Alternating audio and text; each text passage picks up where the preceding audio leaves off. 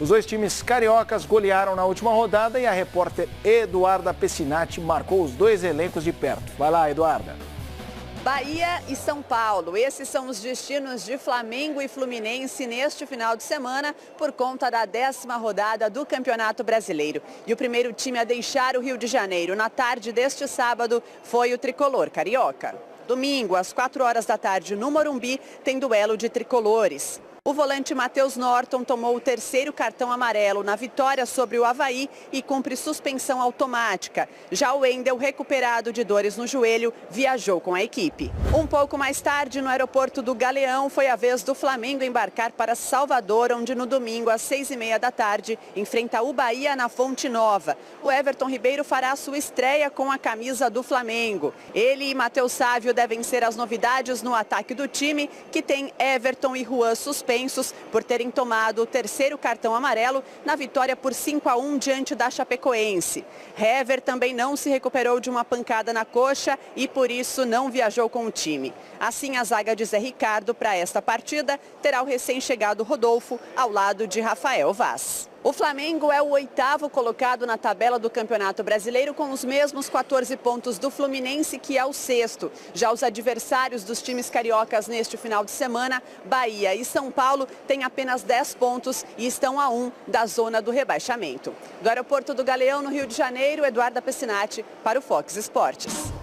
Muito obrigado a Eduarda Pessinati. A gente vai seguir com este jogo Flamengo e Bahia, jogo dificílimo, o jogo é na Fonte Nova.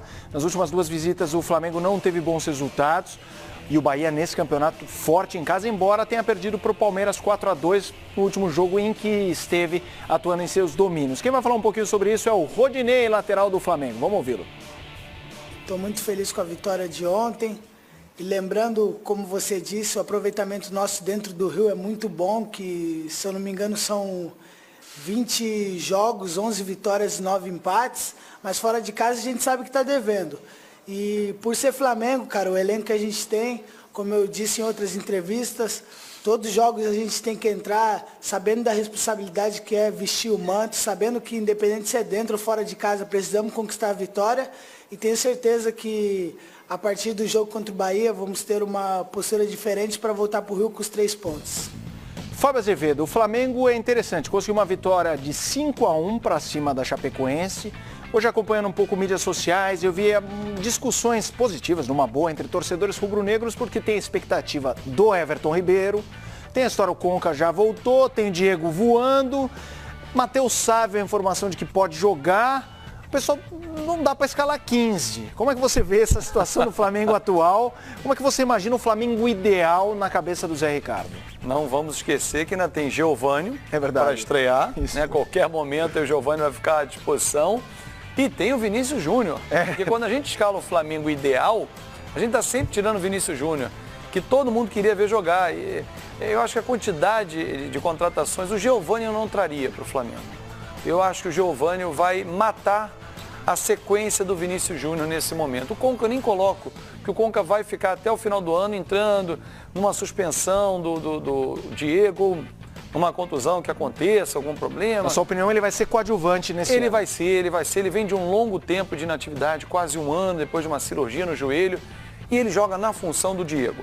Ele pode fazer o lado esquerdo, onde vai jogar o Giovânio, ou vai jogar o Everton Ribeiro, não sei, porque os dois fizeram sucesso jogando pelo lado direito, isso, apesar de canhotos, né? O Giovânio no Santos e o Everton Ribeiro no Cruzeiro. Claro que se olhar o retrospecto do Everton, ele jogou como lateral esquerdo no Corinthians, também no próprio Coritiba com Marcelo Oliveira, mas é do lado direito ou do lado esquerdo, de qualquer forma avançado, que ele rendeu muito mais no futebol. Então eu só acho assim que para amanhã, que é o jogo do Flamengo, o Everton Ribeiro vai jogar, até porque o Everton está suspenso. Então, menos um problema para o Zé Ricardo escalar. Agora, é Vinícius Júnior na direita, Diego centralizado e Everton Ribeiro na esquerda e o Guerreiro na frente. Agora, quando tiver todo mundo, e administrar quem fica no banco. Exatamente. Não vou nem falar do Ederson, que é outro também que fica como opção.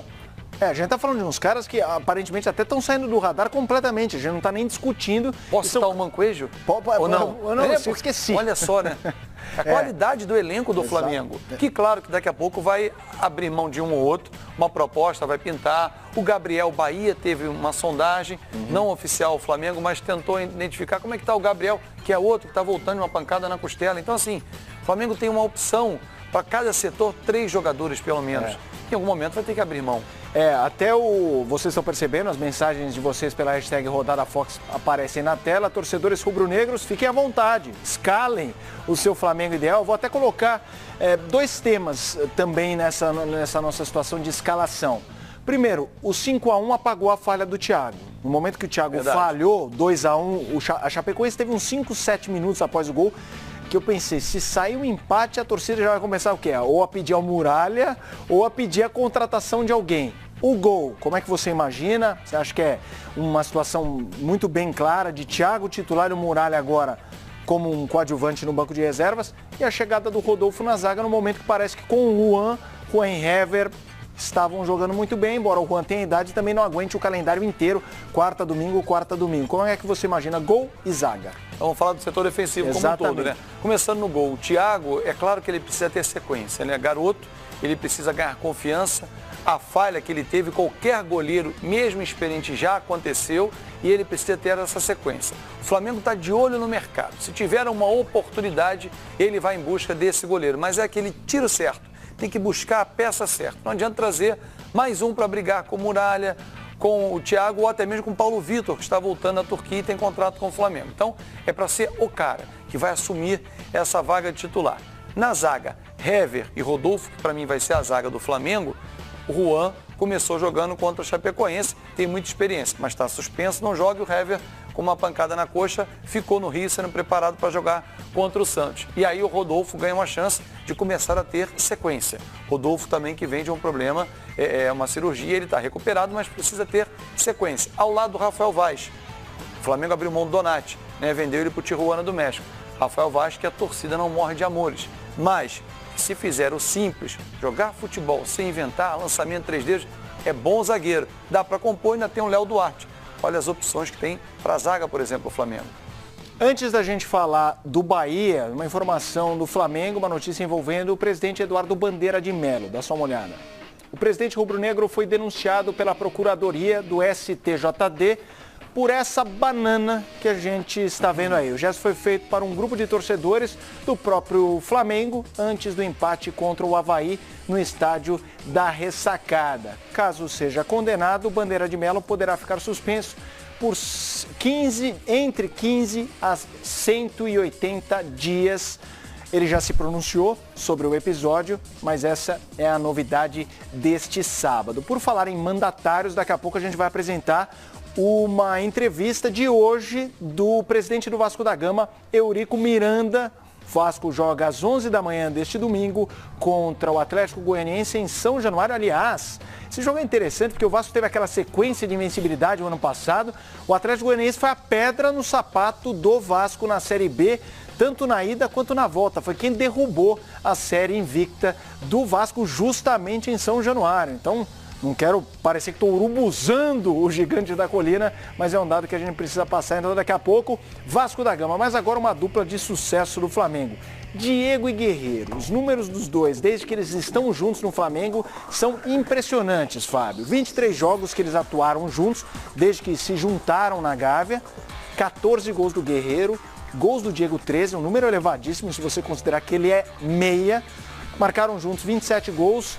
Média 1,17, uma média alta de uma dupla que no meio de semana só faltou fazer chover. E o Guerreiro, muitos dizem que ele desencantou porque raspou o cabelo, tirou esse tupete que a gente está vendo aí, que está de namorada nova, então ele está tranquilo, também fora de campo. E o Diego voltando a jogar o que a gente sempre espera do Diego. Claro, ele veio também de uma cirurgia de menor gravidade, por isso a recuperação do Diego foi mais rápida, porque às vezes o torcedor fala assim, poxa, o Conca está levando quase 1 ano para voltar a jogar, e o Diego em 2 meses. são lesões diferentes. Não é só porque operou o joelho que tem a mesma lesão. Tem uma complexidade, uma gravidade, enfim, um comprometimento de ligamento totalmente diferente.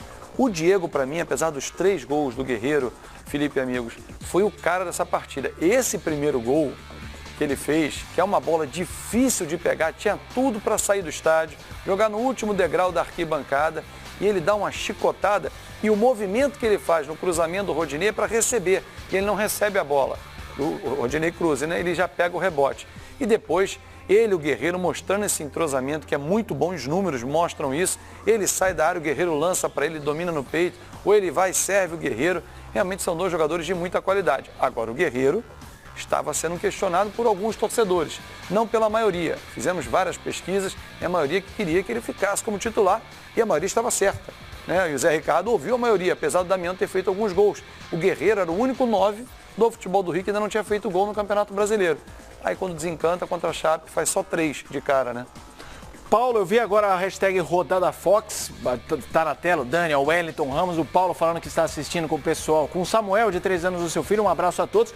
E teve muita gente colocando a escalação do Flamengo, com o Ediar, eu vi em várias mensagens. No lugar do Márcio Araújo. Exatamente, no Márcio Araújo.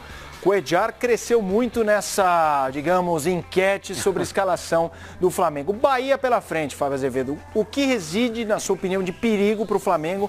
Um Bahia que vem forte em casa, reforço, que perdeu o último jogo para o Palmeiras em casa 4-2, mas que já goleou, um futebol muito rápido, que vai para o ataque. É o time do Jorginho, e o Jorginho conhece muito bem o Flamengo.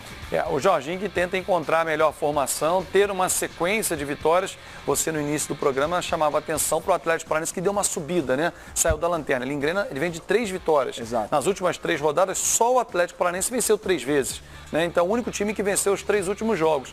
E essa sequência o Bahia precisa para desgarrar ali de trás, né? É um sobe e desce o tempo todo. Vence uma, perde outra. Perde em casa para o Palmeiras. Vai na Arena Itaquera, no campo do Corinthians, perde. Resultados normais, mesmo perder em casa. Se perder amanhã para o Flamengo, resultado normal.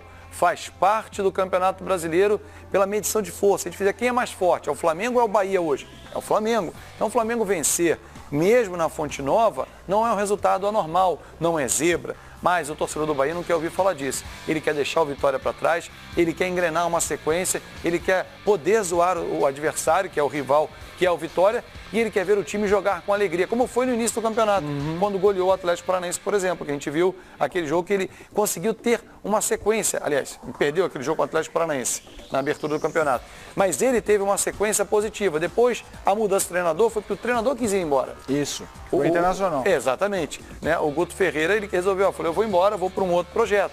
Mas ele não foi mandado embora por uma sequência de resultados negativos. Então, ele conseguiu ter uma sequência, só corrigindo, o Bahia que goleou o Atlético Paranaense. 6-2 foi o jogo. 6-2, foram tantos gols que eu já me perdi que a gente tinha vencido. O Paulo Autuori poupou alguns para a Libertadores e levou uma escovada lá em Salvador. Então, assim, é daquele time rápido, insinuante, em busca do ataque que o torcedor quer. E o Jorginho, que chegou no meio do caminho, né, foi começar a trocar o pneu com o carro andando, tenta encontrar a melhor formação.